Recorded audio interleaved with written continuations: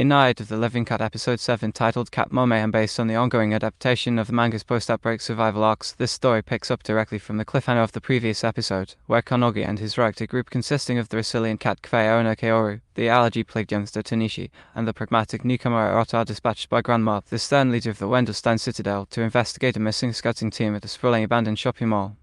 The episode delves deeper into the group's dynamics as they navigate this new, treacherous environment, blending moments of quiet introspection with bursts of chaotic feline encounters. The plot centers on their infiltration of the mall, which has become a veritable cat paradise overrun with hordes of transformed humans now living as blissfully ignorant felines, lounging on escalators, batting at dangling store signs, and forming impromptu cat piles in the food court. Key moments include a tense stealth sequence where Kunagi, drawing on his encyclopedic knowledge of cat behavior from the source manga, predicts the movements of a particularly cunning Scottish Fold pack leader, allowing the group to slip past undetected. However, tension escalates when they discover the remnants of the missing team, scattered supplies, and a lone survivor holed up in a pet store, on the verge of succumbing to the virus after a momentary lapse in resisting a fluffy kitten's advances. This leads to a heart-wrenching confrontation where Kaoru, haunted by memories of her pre-pandemic life at the cat cafe, nearly gives in to petting a transformed ally, forcing Kunagi to intervene with their improvised cat-repelling device made from mall scraps, a nod to the manga's emphasis on resourceful survival tactics. Characters shine through their individual struggles. Kunagi's Anish continues to tease hints of a mysterious past, perhaps tied to the virus's origins as alluded in official manga synopsis, while his internal monologue about the irresistible allure of cats adds layers of tragicomedy.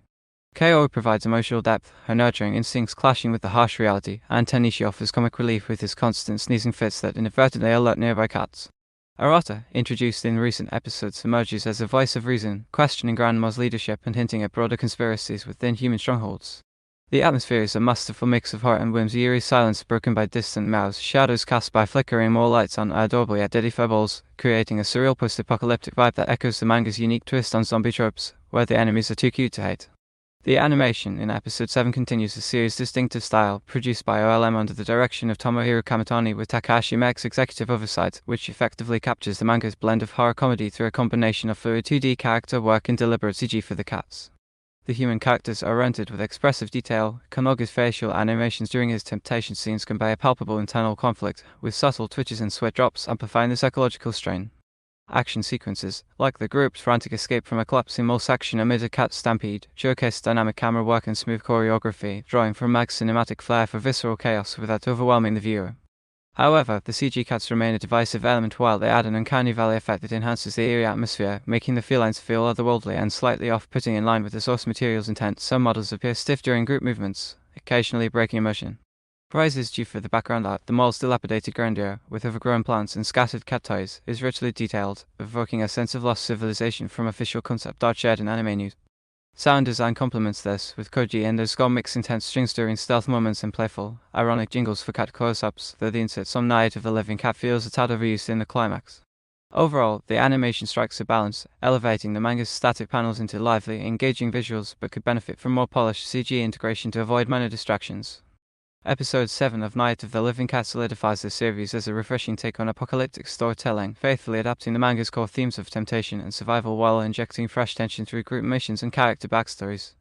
It's engaging and analytical in its exploration of human and feline nature, with Kunagi's art providing a compelling anchor amid the absurdity.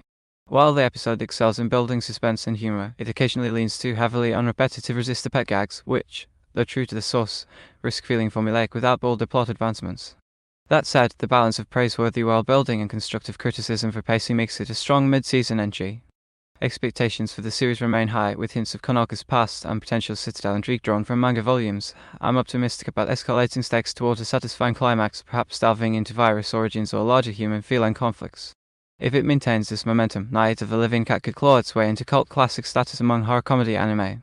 Highly recommended for cat lovers and zombie fans alike, though prepare for an overwhelming urge to hug your pets afterward. You just don't blame the pandemic if you do.